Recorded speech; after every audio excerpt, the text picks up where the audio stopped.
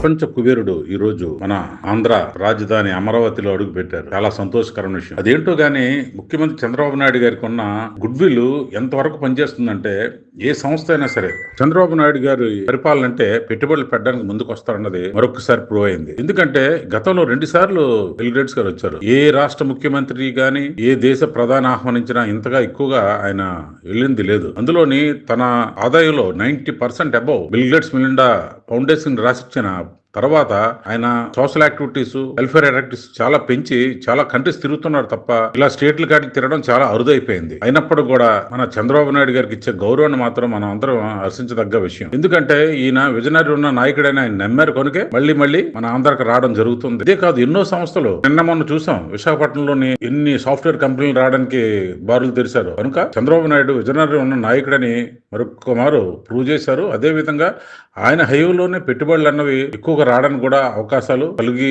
ఒక నమ్మకంతో పెట్టుబడిదారులు కూడా వస్తున్నారు. కనుక మనం చంద్రబాబు నాయుడు గారి యొక్క కార్యదక్షత, పరిపాలన దక్షతను మెచ్చుకొని తీరాల్సిందే. అయితే వీటి మీద కూడా కొందరు తయారైపోతారు అప్పుడే నానా బజానా గాళ్ళు. ఎందుకంటే వాళ్ళకి విమర్శించడం పని. చంద్రబాబు నాయుడు గారిని పొగడ్డానికో లేదంటే ఈ గవర్నమెంట్ పొగడ్డానికో మన ఛానల్ తరపున మనం మాట్లాడలేదు. నిజాలు నిర్భయంగా చెప్పడానికి మాత్రమే మనం చెప్తున్నాం. ఈ విషయాన్ని కూడా చాలా మంది విమర్శిస్తున్నారు. అప్పుడే స్టార్ట్ అయిపోయింది, ఇంకా విమర్శిస్తారు కూడాను. అసలు దీన్ని విమర్శించడానికి అసలు పాయింటే లేదు. కానీ దీన్ని కూడా విమర్శలకి ఒక వేదికగా మలుచుకుంటారు. వీళ్ళందరి కోసం ఏమనుకుంటాం చెప్పండి. గూగుల్ వస్తుందని చెప్పినప్పుడు విమర్శించారు, సాఫ్ట్వేర్ కంపెనీలు వస్తున్నాయంటే విమర్శించారు. నిన్న కాక మొన్న బ్యాంక్ స్ట్రీట్ అని ఒకేసారి బ్యాంకులన్నిటికీ కలిపి ఆఫీసులకి ఇచ్చి అమరావతిలో ఒకేసారి ఓపెన్ చేసినప్పుడు కూడా విమర్శించారు. ఏది చేసినా విమర్శిస్తున్నారు. పోలవరం ప్రాజెక్ట్ కంప్లీట్ స్టేజ్ కి వస్తుంది, నెక్స్ట్ ఇయర్ అలా ఓపెన్ చేస్తుంటే అది విమర్శిస్తున్నారు. మెట్రో రైల్ వస్తుందంటే విమర్శిస్తున్నారు. ఎయిర్పోర్ట్ కంప్లీట్ అయిపోతుందంటే లేదు మా హైవేలని విమర్శిస్తున్నారు. ఇలా విమర్శలకైతే వదలలేదు. ఎందుకంటే వీళ్ళు బూతులు తిట్టే నాయకులు లేరు. బూతులు తిడతారంటే అంతవరకైనా లొంగుండేవారు, వీళ్ళు బూతులు తిట్టడం లేదు. కనుక వీళ్ళు విమర్శలు కూడా పూర్తిగా ఎదుర్కోవటం లేదు.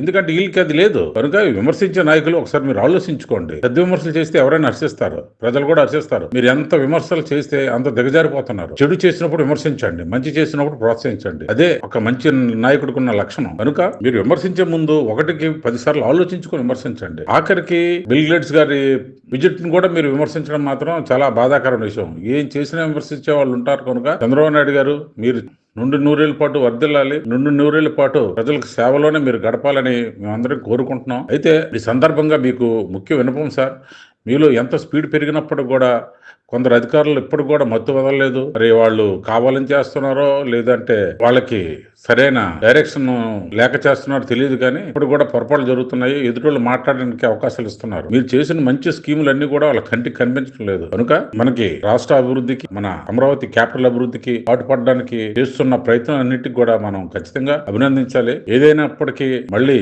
ఒక స్వర్ణయుగం ఆంధ్రప్రదేశ్ లో వస్తుందనే ఆశతో చూద్దాం. నిన్న మొన్నటి వరకు చాలా విధ్వంసం జరిగింది. ఇప్పుడైనా సరే మంచి రోజులు వస్తాయని ఆశతో అందరూ ఎదురు చూస్తున్నాం. విమర్శలు అనేది సహజంగా ఉంటాయి కనుక విమర్శలు పట్టించుకోవాల్సిన అవసరం లేదు. చంద్రబాబు నాయుడు గారు ముందుకు సాగాలి. ఎన్నో సంస్థలు మన ఆంధ్రప్రదేశ్ లో అడుగు పెట్టాలని మనం కోరుకుందాం. ముఖ్యంగా ఈ బిల్ గేట్స్ గారు ఎన్నో సేవా కార్యక్రమాలు చేస్తున్నారు. ఒక వైద్య, విద్య, బిలో ప్రావర్టీ ఉన్నటువంటి ప్రజలకి సహకారం, అంతేకాకుండా మన పరిపాలన విధానంలో కొంత సాఫ్ట్వేర్ సపోర్ట్ ఇవన్నీ చేసుకుని వస్తున్నారు. ఎందుకంటే ఆయనకి చంద్రబాబు గారు అంటే ఒక నమ్మకం, చంద్రబాబు నాయుడు గారు అంటే ఒక అభిమానం. కనుక ఇవన్నీ మన దగ్గరే పైలట్ ప్రాజెక్ట్ గా చేసుకుని భారతదేశ వ్యాప్తంగా ఆయన యొక్క ఫౌండేషన్ తరపున సేవలు ముందుకు తీసుకెళ్ళడానికి ఆయన చేస్తున్న ప్రయత్నం విజయవంతం కావాలని కోరుకుందాం. అయితే ఈ సందర్భంలో ఇలాంటి వాటిని కూడా విమర్శించే వాళ్ళకి ఒక విషయం చెప్పాలి. సీతం వాకిట్లో సిరిమల్లి చెట్లోను రావు రమేష్ గారు అంటారు ఒక డైలాగ్, అదేంటో చూడండి. అండ్ ఎవరికైనా చూపించండి రా, వదిలేయకండి రా బాబు అని అలాగా కూర్చోబెట్టి చెప్పండి రా. నా విశ్లేషణ నచ్చినట్టయితే లైక్ చేయండి, షేర్ చేయండి, సబ్స్క్రైబ్ చేయండి. My media, me Janardhan.